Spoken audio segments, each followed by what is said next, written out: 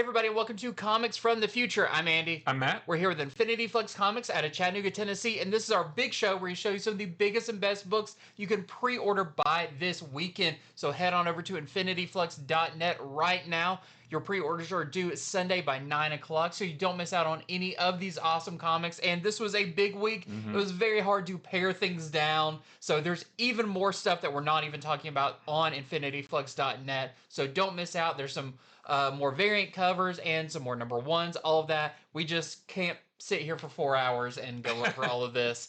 We had to condense it down a little bit, but gives you all the more reason to check out the website. So let's get into this week, because it is a big one, starting with our Prime Comic pre-orders.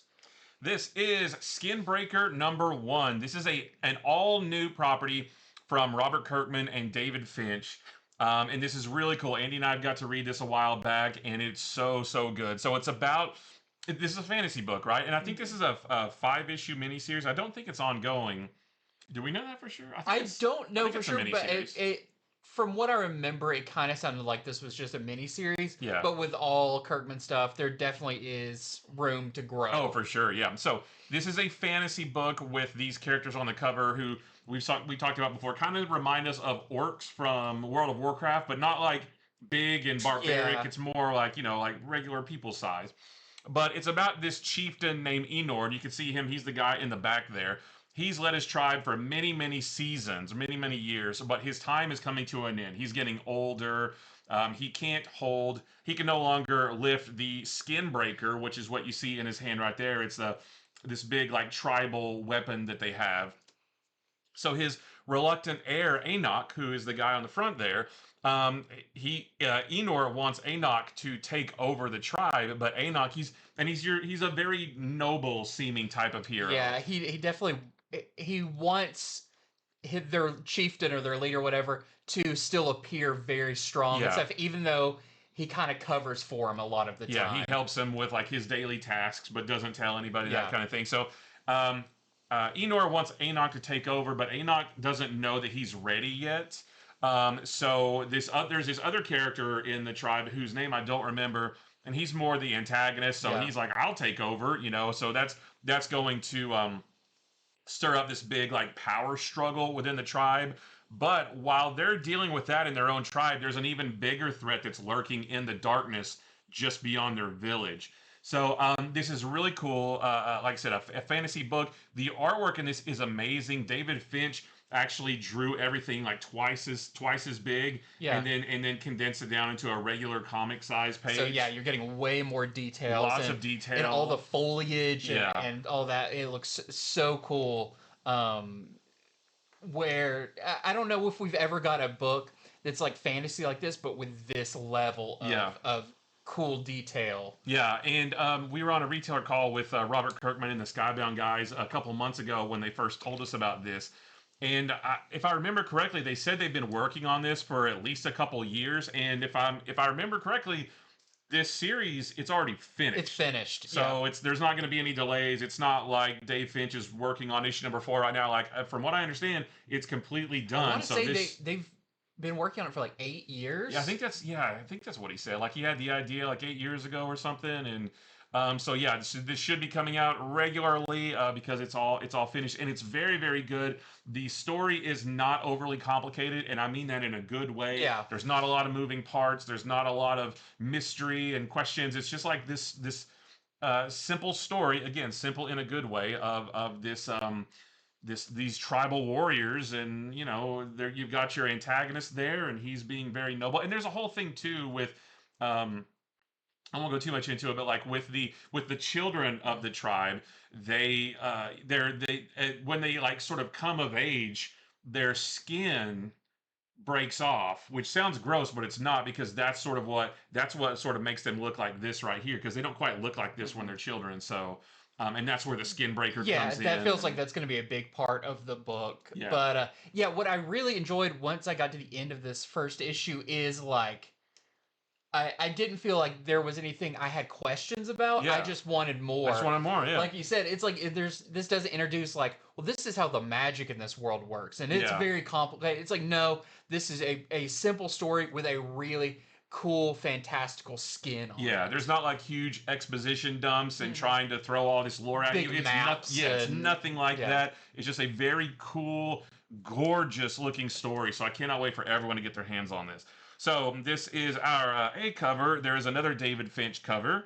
There is a blank sketch variant. There is a David Finch die cut foil mask variant. That's, I believe, isn't that the antagonist? I think that's the antagonist guy. I just don't remember his name. And then there's a Treasury edition. So the same book but bigger, like a lot like what they've been doing with the Batman books lately. And this book, Treasury size, is going to be just even at beautiful. Treasury size, it was drawn bigger than that. But they still had to even shrink it for the Treasury. And I believe this is also going to be on like newsprint, so it's going to feel really cool too. Yeah, highly recommended for sure. Now, real quick, the regular issues are $4.99. The die cut foil cover is $5.99, and the Treasury is going to be $14.99. Yeah, but I've already pre-ordered this. I'm so excited about a new Kirkman property that's not tied with any of the other ones. Not tied to anything. As much as I love Battle Beast and all that, I love Kirkman's just, raw new ideas. And like all Kirkman stuff, it just flows seamlessly. Yep. Next up, we have a very interesting new book. This is CORT, Children of the Round Table, #1. So this is... I said on our other show that I thought this was set within the DC universe. I don't think it is. I think this is set within its own universe. This is by Tom Taylor and Danielle Nucolo. How do you... DiNucolo? Yeah, you pronounce it better than I do. But what's interesting about this is almost a creator-owned book at DC. Kind of the first of its kind by Tom Taylor. So, as you can kind of get the idea on the cover, this is a new take on the legend of Camelot. For centuries, there's been an elite force known as the Camelot Corps, who have protected ancient secrets, waiting for the day when these myths are needed by the world. Not 100% sure what that means. Is it myths of just, like, was there actually, like, an original King Arthur or Knights of the Round Table, or is this kind of a updated version? I'm not quite sure. But we are introduced to our new group of kids in here, led by Fell, and the other kid, the main kid on there, his name is Connor, and the rest of their friends are almost crushed by a giant boulder that falls from the sky, and what do you know? There is a sword stuck in it. When they attempt to pull this sword from the stone, you can only imagine what happens. But that's not all, because... not only is there the Excalibur sword, but also the other children get their own unique weapons too, which I love. I love the specialty weapons. One's like it almost looks like a drill, like a pointy, like someone's holding a Christmas tree, but with spikes all over. Oh, nice. It feels like weapons you would use in like Bloodborne or something. Just crazy big weapons. That kind of reminds me of the Dungeons and Dragons cartoon from the 80s. Yeah. Where when the kids went to the fantasy land, they all had their own weapon, their own specialty. Yeah. So it kind of is like that, but also it seems like these weapons may be able to talk. And it says argue. So, there's going to be some What is this, barbaric? Yeah, I know. And there's, an evil power that's rising up. These kids are going to have to stand up against it and kind of solidify this new Children of the Round Table. I think this is going to be really fun. We got to skim through the first issue a little earlier today. The art is gorgeous. I'm really excited about this new, fresh story, which I always love, kind of King Arthur and Arthurian legend and all that. I love Tom Taylor, so this is right down my alley. But should be very, very cool. We've got a couple of covers for this. So this is your A cover. This is by your interior artist.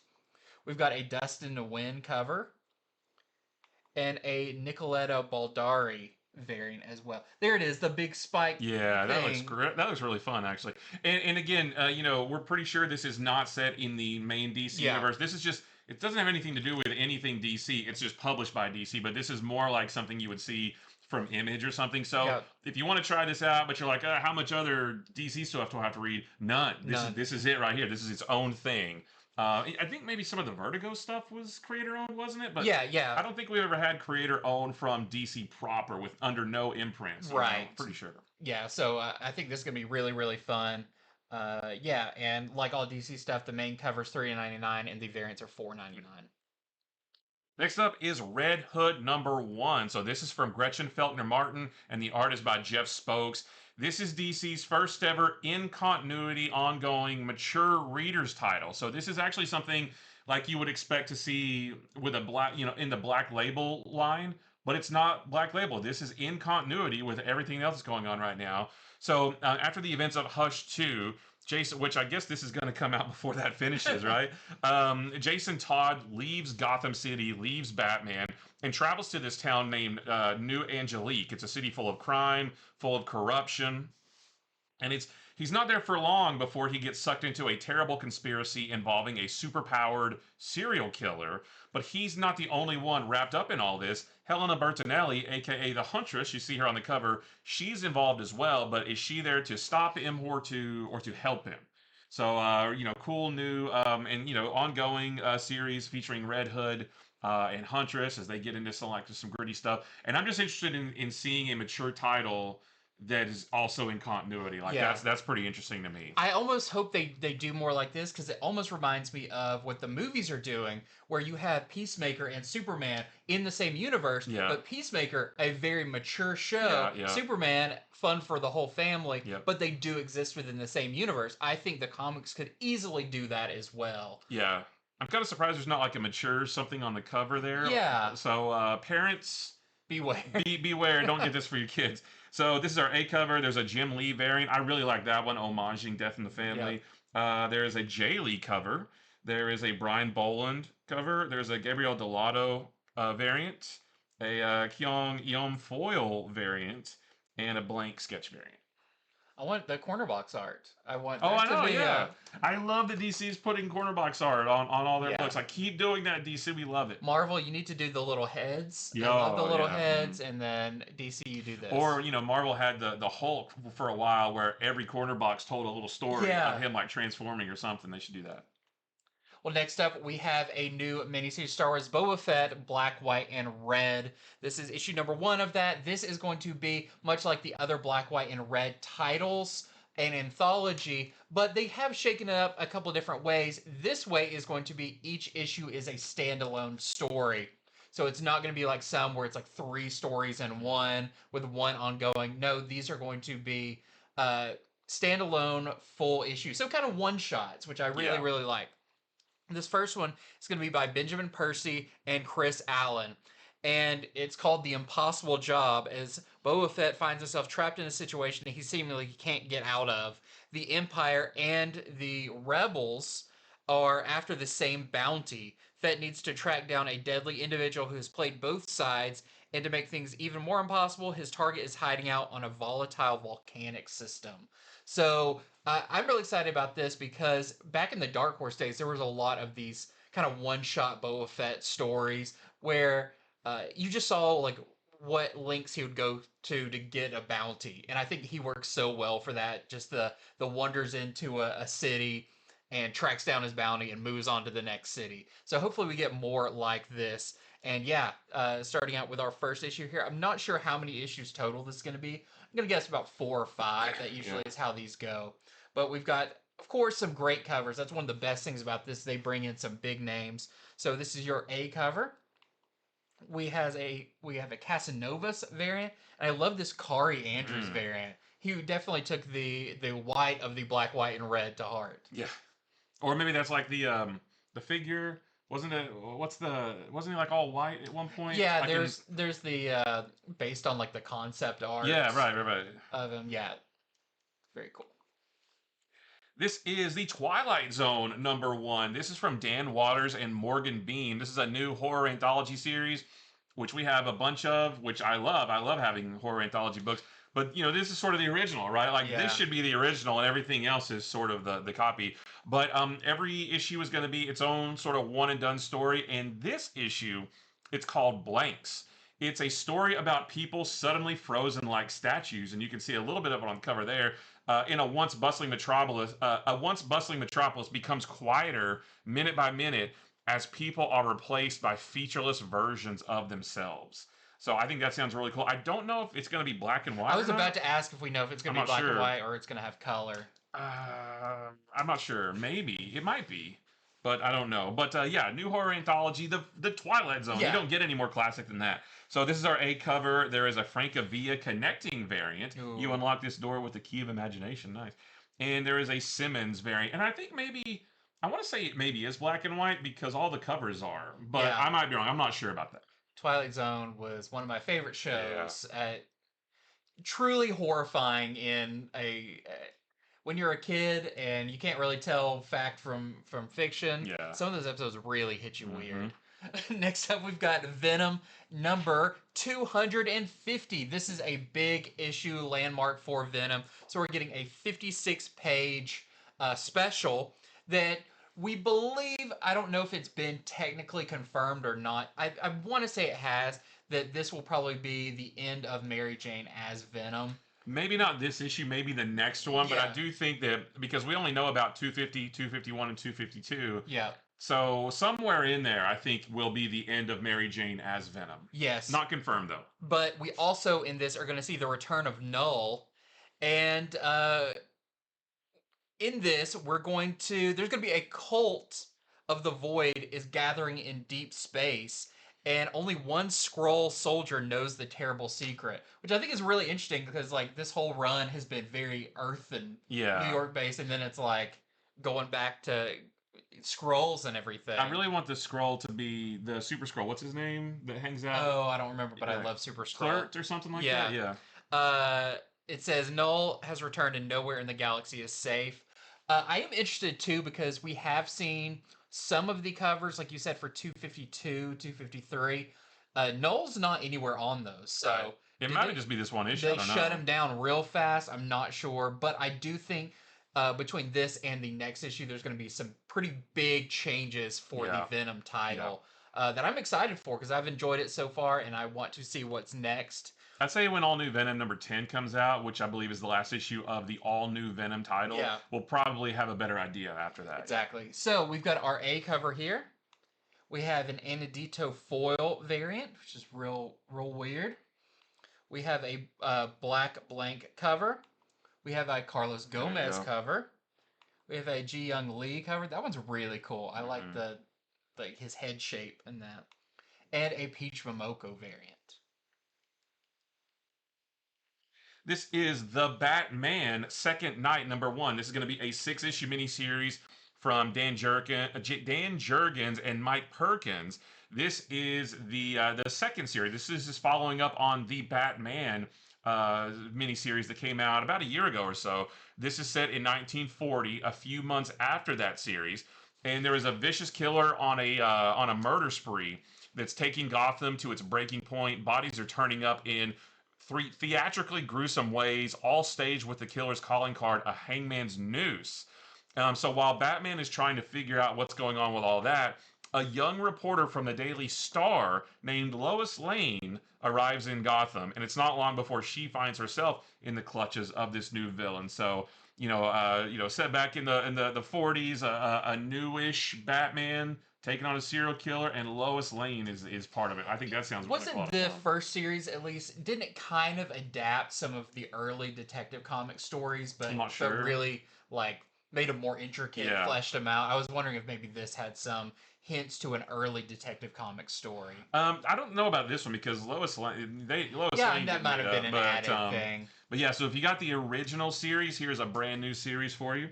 So this is our A cover. There's a Mark Aspinall cover and a Fabrizio Di Tommaso cover. I really like that was one. cool. I love his Wolverine bat ears. I just love Batman anytime he's got gadgets hanging off his belt. Yeah. I think that's so cool.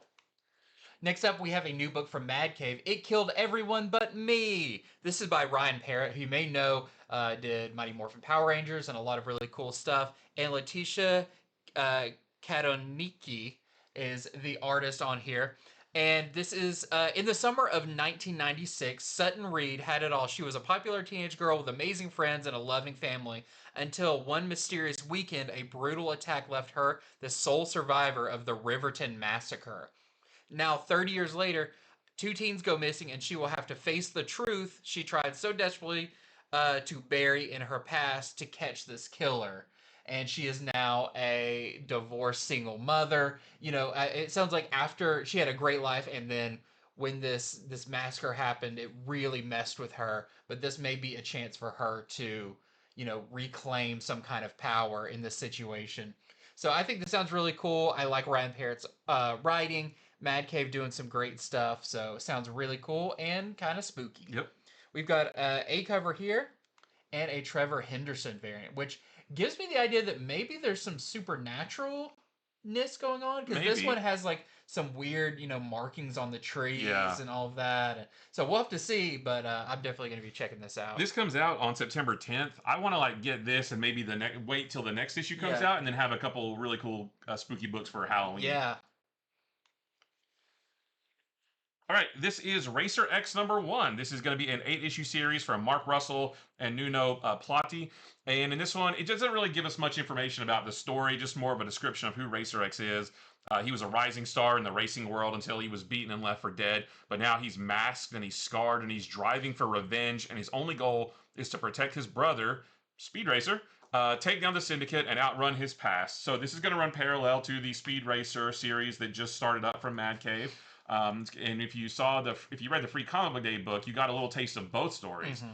So it'll be cool to see how this sort of connects into the Speed Racer. I think it would be cool if, like Racer X was always like taking care of stuff behind the scenes. So it'd be cool if in the Speed Racer book you saw like bad guys peering off the side, but then they got like pulled away and you didn't see what happened. But in the Racer X book, you actually saw it. So we'll have to see how closely they're connected. This was always a funny thing too, because it was a big reveal in the show that Racer X was his brother. But now that's such a known thing. It's like, okay, we can't use that as a hook. Right. So now we're getting, I feel like, more story about Racer X, knowing who he is. Yeah. It's kind of like knowing that like Jason Todd is Red Hood and all that. Yeah. So this is our A cover. There's a David Lafuente cover and a Takeshi Miyazawa cover. I really like that one. He has such a cool design too. Next up, we have Absolute Batman. Ever heard of it? So this is Absolute Batman number 12. Number 10 or number 11 comes out next week. Next week we'll be talking about it on our Monday show, which I'm very excited. It's like the origin of Bane, how he came to Gotham. Clay Man on art. Oh my gosh, I can't wait to read that. So this one, issue number 12, it doesn't say a whole lot about it. Most of the solicitations for Absolute Batman are pretty vague, but I'm kind of glad about that because I don't like too much being given away. But it just says, how much longer can Batman survive Bane's brutal onslaught? His body is broken, but his mind and spirit are still strong. And clearly we're going to be getting some more Killer Croc in here. Do we know what the story is after the Bane story? I think the solicitation for November that just came out is the final part of the Bane story. I think after that is when is that the Joker crossover with Batman and Absolute Batman and Wonder Woman, maybe. I'm not sure. I think this storyline though may be one of the most pivotal to the Absolute Batman story. It feels like where some of the most growth for the character is happening. They did release the cover for number 15 today, and Killer Croc is like wrapped around Bane, like crawling around him, and Batman's got his axe jumping down on it. It's the coolest thing ever. Yeah, and maybe Croc still remembers Bruce and that they were friends. Maybe work together. I don't know, but I'm just so excited about this series and how they're kind of slow feeding us the different villains and all of that, and still chock full of surprises. So, of course, we got a couple of covers for this one. This is your A cover. We have a Paul Pope variant. Again, pulling off those ears as knives. And a Dennis Cowan cover, which is really cool. That's so cool. This is Superman, the Kryptonite Spectrum number 2. Number 1 came out this week, and it was so cool, from the same team that brings you Ice Cream Man. In this one, Superman tries the Cobalt Kryptonite. And if you read the... Sounds like he's trying flavors. Yeah. Try a little bit of this. Lick it, yeah. And he tries it on himself, and it turns him into what this is not the official name, but the solicitation refers to it as Soupzilla. Because if you can see it here on the cover too, and if you read the first issue, we got a little preview at this, and it basically just makes him kaiju sized. Which it looks like they're bringing Atom Smasher to maybe help. Yeah. Well, this says it says that what happened to the fortress? Why is Superman so angry? And what is Chemo doing there? So I don't see. I think Chemo's like a villain, maybe. Chemo's the big he's like a big blob looking guy. Right. He's green. He's a Batman Yeah. villain. Yeah. Yeah, that guy. I don't see him on here, but yeah, Atom Smasher Adam being Smasher. in there. That's pretty cool. You know, maybe they have to call in the big guys Yeah. who can change But I size. just don't see, Superman. Yeah. Even I don't know. But you can't stop him at normal size. You for sure can't stop him at giant size. Right. So this sounds like a ton of fun. I loved the first issue. So this is our A cover. There's a Juan Ferreira variant, and there is an Alex Ekman Lawn variant. Oh, that's cool with the plane. He's giant, flying next to the plane. Yeah. Oh, when I saw this, I thought it was just artsy. No, it's like, oh no, that's literal. Yeah. That's literal. Yeah. See that I could take an entire story arc where Superman is giant. It's giant. That'd be cool. Next up, we have Masters of the Universe: The Sword of Flaws. This is a new mini-series from Tim Seeley and Freddie Williams II, who is one of my favorite artists to work on this. And I'm trying to remember exactly. I believe with this one, they were trying to go back to more of the mini comic feel of the book for this series. Yeah. Okay. That's fine with me. Those were great. Yeah. As you can see, you've got the two swords that can combine together. We don't know a whole lot of information about this one, but all of the books they've been doing in the Master Universe series at Dark Horse have been so much fun. I've enjoyed them. I can't wait to check this one out, especially since one of the last ones where they did like the big multiversal thing. It's gonna be cool to get back to not crossing over with a bunch of other properties or whatever. Just like back to basics. Back to basics. So if you are a fan, don't miss out on this one. So we've got our A cover here by your interior artist, Freddie Williams. And we have the variant. This is by Tim Seeley. And you see on there, we've got Hordak. We also have... why can't I remember Was it King Hiss? Yeah, King Hiss. Yeah. I always want to say, because they both have... G.I. Joe and He-Man both have snake characters. Yeah. It's King Hiss, Hordak. Just back to basics. You got Orko there, so I'm very excited about this. I should have looked ahead at issue number 2 to see if it gives away anything else, but all I care about is we've got some classic-looking He-Man back in. Oh, sorry, my bad. I was marveling at the artwork. All right. So this is Blue Falcon and Dynomutt #1. This is from Dynamite, so they're doing Space Ghost right now. We talked about it before. A resurgence of just classic cartoon characters: Speed Racer and Johnny Quest and Space Ghost and Herculoids, and there's all kinds of stuff out there. And now we have Blue Falcon and Dynomutt. This is written by Jimmy Palmiotti. The art is by Pasquale Qualano. And this just basically tells us about Blue Falcon himself. He's a wealthy inventor and art collector, Radley Crown.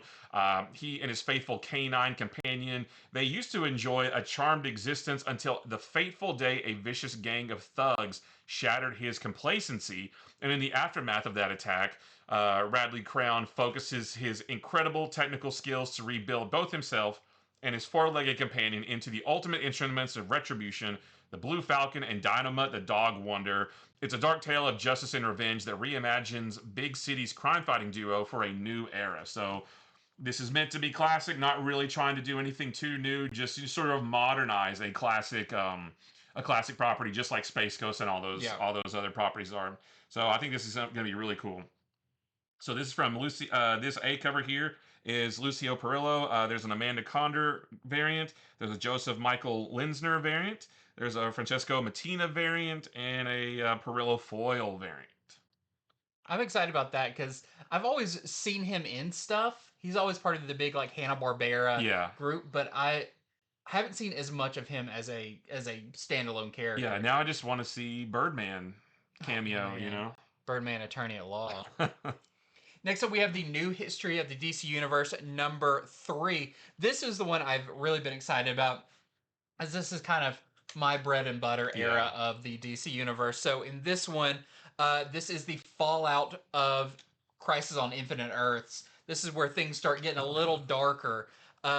This is Wally West takes on the mantle of the Flash now that Barry Allen supposedly died during Crisis. We've got, of course, like kind of the next generation. You've got Kyle Rayner there. You've got Cassandra Cain. You've got Renee Montoya. This is well, it also talks about we get Hal getting tempted by the darkness, so that's when he becomes Parallax, plus Doomsday, Black Hand, Superboy Prime, and all ending with Flashpoint. So this is covering a 1980 something to 2011. It covers 1986 to 2011. Yeah, so that's a pretty substantial about 25 years worth. Yeah. But I'm excited about it because these are like my favorite versions of these characters. So we're gonna get Death of Superman, Reign of the Supermen, all of that. Gosh, that's gonna include like Infinite Crisis, Final Crisis, Zero Hour, Blackest Night. Yeah. Like we're gonna speed run this one. Oh my gosh. So we've got our A cover here. We have, of course, the awesome Dan Mora cover. I've already went through, and every time one of these is available, because you can go kind of ahead, I just pre-ordered all the Dan Mora covers for this. Yeah, me too. Frank Whiteley cover, which I love, which is, this is also when Damian comes in. And I love this because Frank Whiteley worked a little bit on the Grant Morrison run of Batman and Robin. So this is probably Dick Grayson and Damian. We've got the Scott Koblish Legacy Wraparound variant, which, you got Dr. Manhattan right there, and Rorschach, Comedian, all of those, so that's really cool.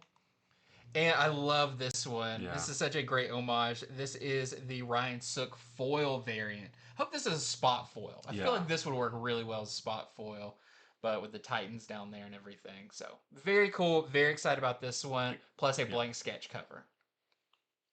Next up, more Essential Comics, says there's a lot this week. This is Predator Kills the Marvel Universe number 2. Number 1 came out this week, and I loved it. This is definitely in its own continuity. In this one, there have been several battles in the solar system, and we saw a couple of those in the first issue, and now the Predators escalate to the next stage of their war, with their target being Earth. And the X-Men and the Avengers are at the top of their kill list. So If this is just like the first issue, not everyone is safe, or nobody's safe, really. It could be anybody, could be taken out. Have we seen? I didn't get a chance to read the first one. I know it does deal a lot in space with like the Guardians and everything. Did we see Earth? Did we see? Not yet. Okay. Not yet. I really hope we get the X-Men wearing these costumes. And all the classic ones. I know, same. So this is our A cover. There's a Carlo Apagulayan Hunting the Hunters variant and a Sergio Davila variant. Come on, they can't beat Thor. I was about to say, that's not necessarily a fair fight. Yeah. Well, next up, we have Amazing Spider-Man number 12. I'm really interested in this because the more I read about it and with the issues come out, the more I question this, like, two Spider-Mans thing. Yeah. Because in this one, it says, has Spider-Man gone too far? Now his allies must stop him. Is this Peter Parker? Or is this something else that has... The internet is convinced that the Spider-Man that's on Earth is Ben Reilly. I am not convinced of that at all.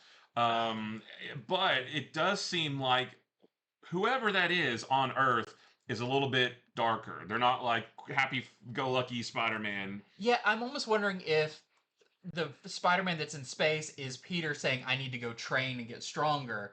And then there's an absence, and Ben Reilly, who's still kind of bad as Chasm, puts on the Spider-Man suit and says, like, oh, I'm going to be Spider-Man. But I'm still going to wear my web shooters on the outside to kind of give it away. So, just keep in mind, there is no indication of any of that. No. We are just completely guessing. Maybe we'll know by the time this comes out. We do have issue number 10 that comes out next week. Maybe we'll get some hints there, but I don't know. But Ben Reilly hasn't been in this run for a long time. So to say it's him, I think is kind of a stretch. Yeah. But there is the thing that this Spider-Man, in all the stuff they've talked about, basically says he's gone too far. Yeah, he's a lot more brutal, Showed up at the end of the last issue, that kind of one page, right, standing there. So it's kind of like when Jean-Paul Valley took over as Batman. Mm-hmm. It's like that. Yeah, so this hasn't been my favorite run of Spider-Man, but I'm definitely more intrigued by the story in this run of Spider-Man than I was the previous one. Plus, we got the new Gwen there in a new costume, which we're going to talk about number 1 of that coming up next week. It's Aranya, Silk. When's the last time we saw they're pulling out everybody for this. So it's like, this hasn't been my favorite story either, but doggone it, Marvel, I want to keep reading because I want to know what's going on. Yeah. And this is a really good cover. Like, it's Yeah. a very strong cover. So this is our A cover. There's also, this is an insanely awesome cover. Yeah. This is a Libra Mayo cover. Once again, Spider-Man with a little bit more cloth to his costume, which I really like. This is the NetEase Games Marvel Mystic Mayhem variant. There is, of course, the Retro Halloween Mask variant. And a Simone Bianchi cover as well. This is Fantastic Four number 3. Number 2 came out this week, and I absolutely loved it. In this one, in order to beat Doom's unstoppable magic, which we now know why his magic is so unstoppable, thanks to whichever issue of One World Under Doom just came out. The Fantastic Four travel to the frozen depths of Antarctica, deep in Doom's lair, where they will face their greatest challenge yet. And it says it's Doom versus the Fantastic Four in a way you've never seen before. I don't know what that means, but I'm playing Foursquare. I'm sure they're going to find out. Yeah. So another great issue, Fantastic Four. He's got a base also in Antarctica. He's got a base everywhere. He's got a base everywhere. He's Doom. Yeah. So this is our A cover. There's the NetEase Marvel Rivals variant. There is a Paco Medina Disney Stitch variant, a Retro Halloween Mask variant, a Scotty Young 5-part connecting variant, and a Tran Nguyen variant. Yeah, I loved issue number 2. Yeah, so I'm great. excited about this. Next up, we have Aquaman issue number 9. I had to put this on our essential reads because the last issue was incredible. This definitely is an Aquaman series, a DC series where I really don't know where it's going. Yeah. And not in a bad way. In a like every issue reveals something or changes kind of the status quo of Aquaman. And this one, Aquaman is back. He's reunited with the Justice League. And has his new powers, his new allies, which they're kind of calling the Justice League Blue, which I guess are the team that he's currently with. Yeah, Nemo and Orion. And his daughter and everything. But Aquaman now has a new chance to be a father, but a new mystery emerges from the depths of Atlantis. So I still want to see how they bring Atlantis back, how they kind of, all accept the craziness that's happened. Yeah. Like Mara's gone. Yeah. Like this is a I figured they would undo that all. They would like fix that all in issue number 8, and they didn't. So it's like, oh shoot, where's Mara? She's still not around. Yeah. So I'm excited about this. And we've seen some future issues where it starts getting very dark side for Aquaman. Like the character Darkseid, Omega symbol. Yeah. He's going to play a big part in some of the upcoming stuff. Maybe he's going to be full of Darkseid energy in the KO event. But we've got our A cover here by John Timms, who is still on art. We also have this Perio variant, a Lyrics Lee variant. There's Mara. Yeah. Oh, she's just hiding out on this cover. A Don Aguilo variant, and a Leonardo Romero Hispanic Heritage Month variant. This is Action Comics number 1090, continuing the Superboy story. And it's interesting. This says as Superboy fights for his life against the original Man of Tomorrow, which are they referring to Captain Comet? I'm not sure, because that's who we had to deal with last issue. He discovers the real reason superheroes have been gone for so long. Is that Shining Knight?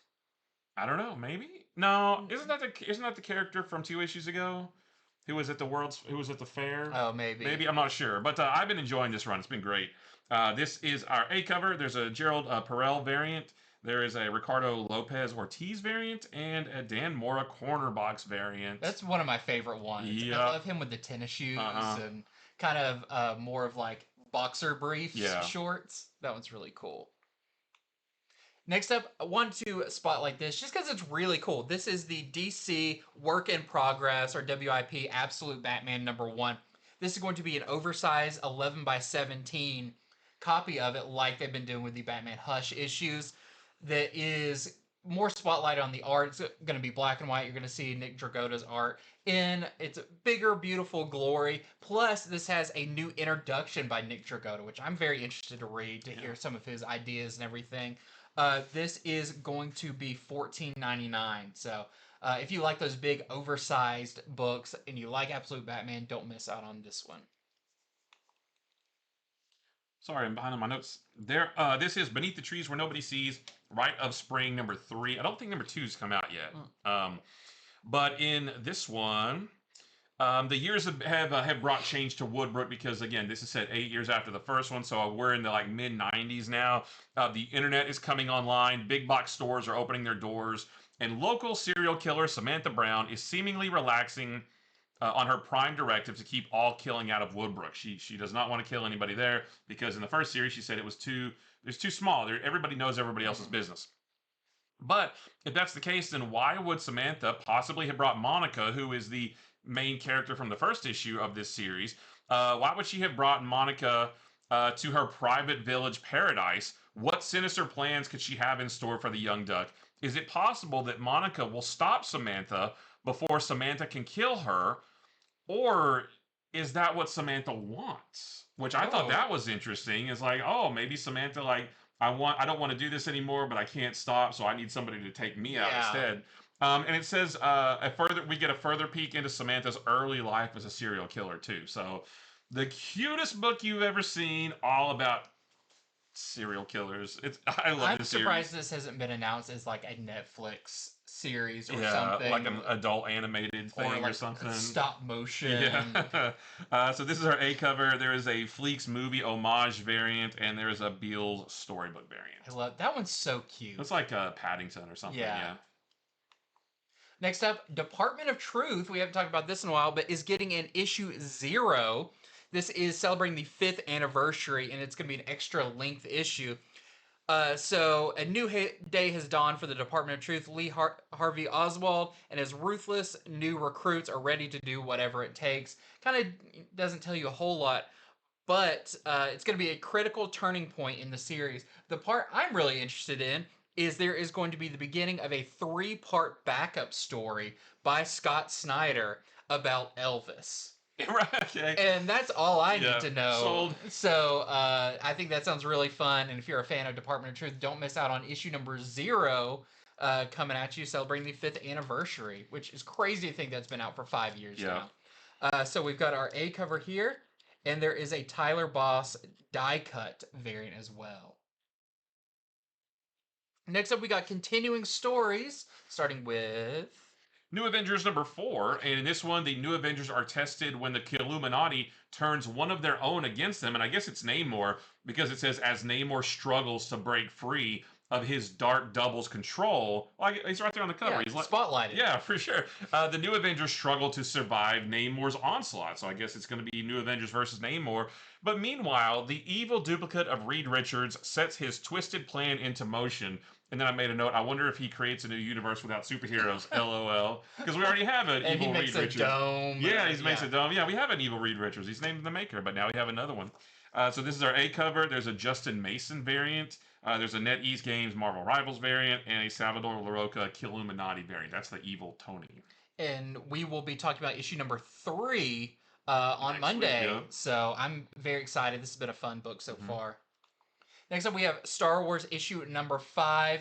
This one, Luke, Han, Valance, and Ren race to find a group of stranded traitors and discover a deadly relic from the past. I love any time Star Wars deals with ancient Jedi or Sith relics and weird stuff, and they go up against some classic STAP droids here, and very, very fun. I'll be talking about issue number 4 on Monday for this.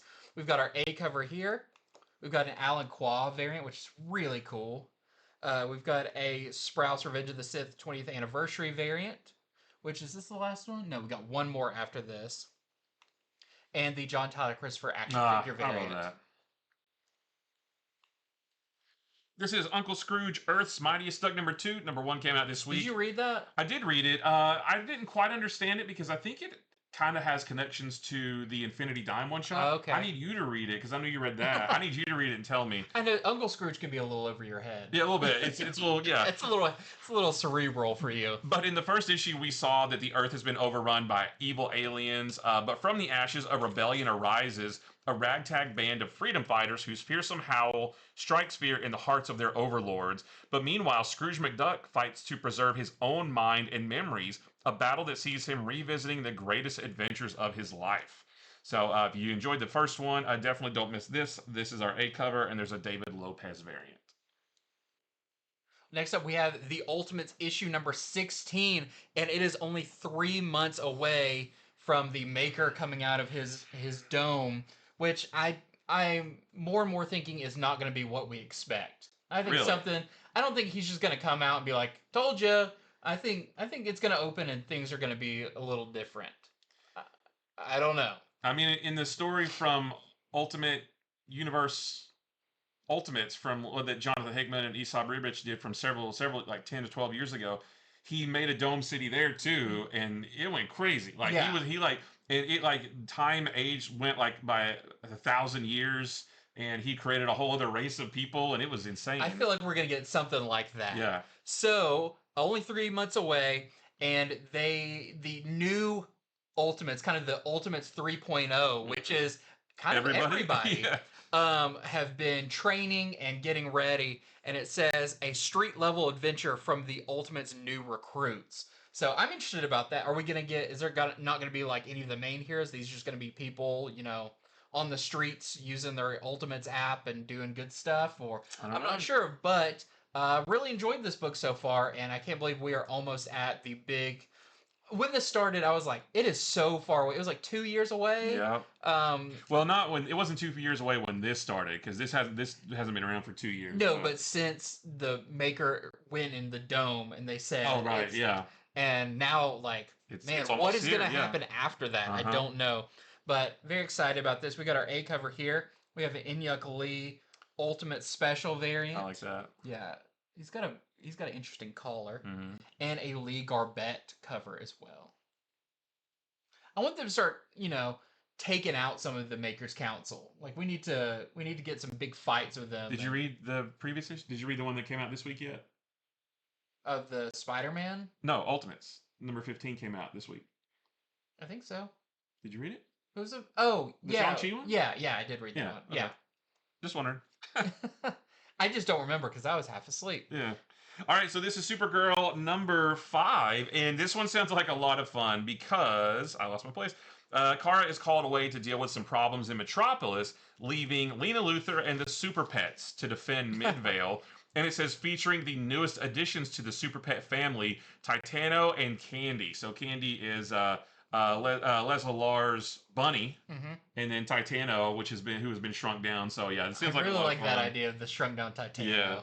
Yeah. So this is our A cover. There's an Art Germ variant. There is a Chrissy Zulo variant, a Chuma Hill Pumpkin Spicy Card variant, and a Dan Moore Corner Box variant. Oh my gosh, that's awesome.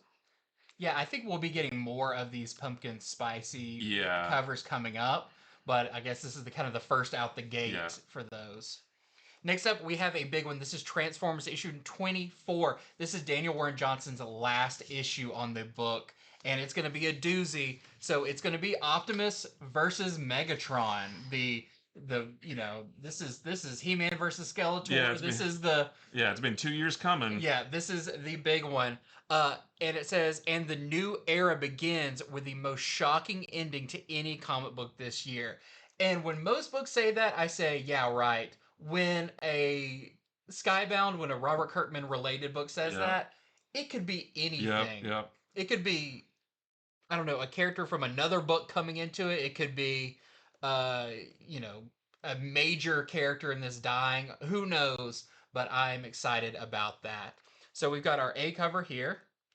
We've got a Jorge Corona variant. Like, we know the next issue is going to be by Robert Kirkman and Dan Mora, and Optimus is still in it.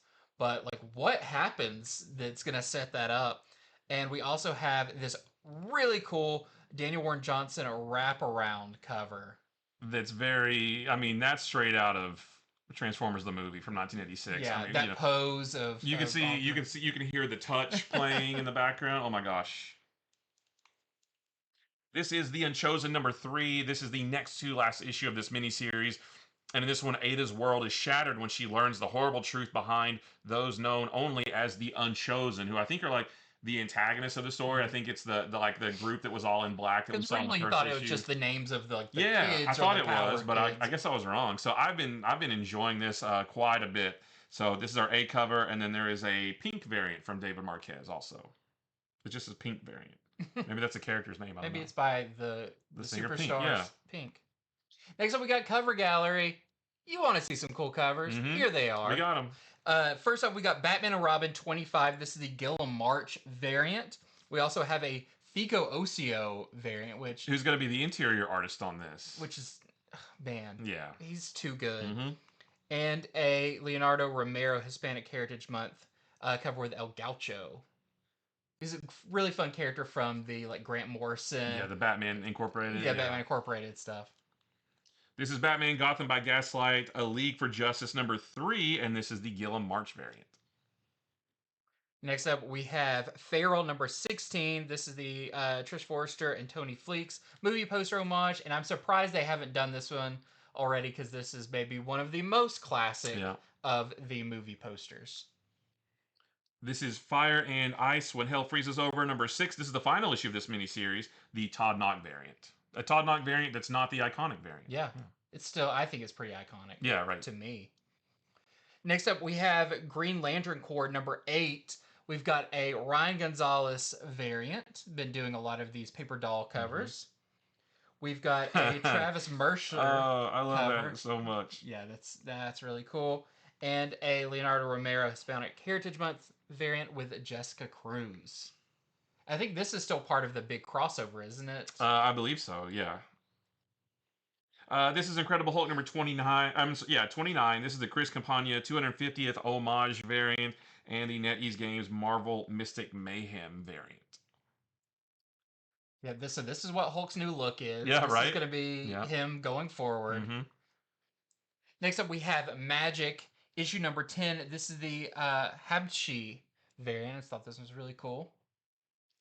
And this is Phoenix number 15, the Marco Cicchetto variant. We also have, of course, Uncanny X-Men 21. This is the Alex Ross Timeless variant with the Banshee and a Sandoval cover, which gives me very Marvel versus Capcom. Yeah. Like that Wolverine, the way he's down. And, very cool. Next up, we got Bookshelf. There's a lot of really good ones this week, collected edition-wise.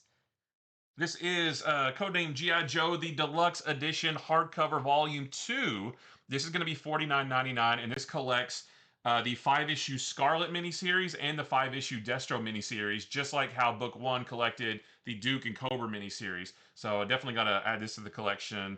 This is the direct market Destro cover, and then there's a standard edition cover with Scarlet.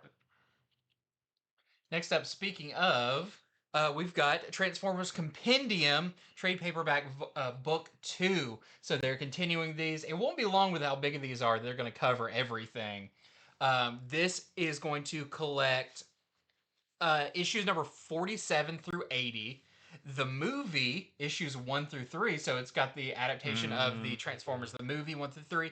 And Transformers Generation 2, issue 1 through 12.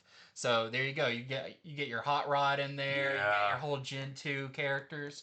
So this is going to be really, really cool. This is your Daniel Warren Johnson cover, which I got for the first one. I'm definitely going to get for this one.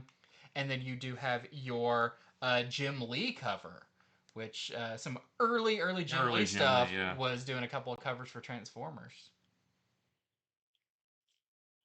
This is cool. This is Spider-Man Shadow Warrior, the manga. So this is actual manga. It's going to be $12.99, and this is about Wilson Fisk. He has fled to he has fled America to establish himself as governor of Edo. So Spider-Man, Miles Morales, and Ghost Spider they go after him, but the Kingpin has a trick up his sleeve. He's brought an alien parasite capable of granting extraordinary powers, and when a young man named Hyo, I guess, Hyo, accidentally bonds with the symbiote and seemingly transforms into the infamous Venom, things go from bad to worse. So this is a new Spider-Man manga that I'm really excited to check out. Yeah, these have been really good. All the Marvel manga crossover books have been fun. Next up, we've got Marvel Tales by J. Michael Straczynski. This is collecting all of those one-shots of the unlikely pairings of characters. I believe it was 6 issues, I think. At least, yeah. At least.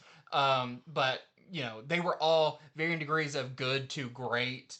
And if you missed out on them or you want them all in one, definitely check this out because this is, you can read it and you don't have to have read anything else. Right. These are all standalone stories. And that is going to be $24.99. I'm so excited for this. This is Superman, Our Worlds at War, Omnibus Volume 1, Prelude to War. So this is going to be $125. And this collects a ton of issues that lead up to the Our Worlds at War storyline from back in like the early 2000s. And it's in reading order too. So, you know, DC's really good about putting stuff in reading order. You got some Ed McGuinness stuff in here. I forget the main guy's name, but Imperious? Something like that? I thought it had an X in it, but yes. Imperiex or something like that. Yeah. But I read the original Our Worlds at War. I have an older like paperback printing. That's what I have. The real thick one. But this is before that. Because I double checked. I was like, oh, should I get this if I have it? Oh, wait, this is everything before. And I don't think a lot of this has been collected. I don't think so. So I'm super excited about this. And I do think they are going to do the actual Our Worlds at War omnibus. How many volumes would this... I think it's just one more after this. Yeah, I was about to say, it wasn't a huge, like, crossover unless they just collect a ton of extra. Yeah, well, the paperback that I have is really thick, but it's not too thick for an omnibus. So I think there's going to be one more after this. Yeah, I'm definitely going to get this. Yeah. I love this time frame of Superman with McGuinness and everything. So good. Next up, I'm really surprised they're doing this. I don't know why I should, but they've collected Something's Killing the Children so many times. But this is the Something is Killing the Children Omnibus, Volume 1, and this is going to collect issues 1 through 20 of that. So they've done regular editions, deluxe editions, hardcovers, paperbacks, but this is what they're calling an omnibus. So 20 pages is about right. It's kind of a thinner omnibus, but you know, if you've waited for, I need the biggest edition I can get, well, this is what you're going to have. So this is going to be $49.99. Yeah, $50 for 20 issues of this is really good. Yeah. Is this a hardcover or a softcover? It did not say. Okay. Usually I think of if it's softcover, they're compendiums, and if they're hardcovers, they're omnibuses. Yeah, most of the time, but like Dark Horse has like I have some Hellboy omnibuses that are paperbacks, you know. So they did some that were like Squatter too. They did like Predator. They called them omnibuses, but they were paperback. But not now. This is the way things are done now. Right. And next up, we have new printings. Just a couple of these to talk about, but they're pretty cool. This is the DC Sonic the Hedgehog, the crossover book, number 1, the 5th printing with Cyborg Tails. It's kind of scary.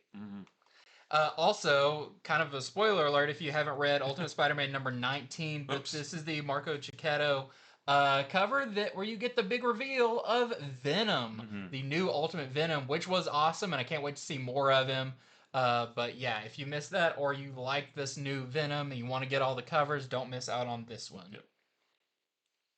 And that is it for Comics from the Future. Thank you so much for watching. This was a big show with a lot of really cool stuff, a lot of cool variants, and we didn't even touch all of it. So head on over to infinityflux.net where you can check out all the covers, all the books, all the fun right now, and place your pre-orders that are due Sunday by 9 o'clock so you don't miss out on any of them. Thank you so much for watching. Make sure to check out our other videos. We're going to have our Monday show and some big books. This is... Next week, we say this every week, but next week is huge for comics. There are so many big books. Absolute Batman.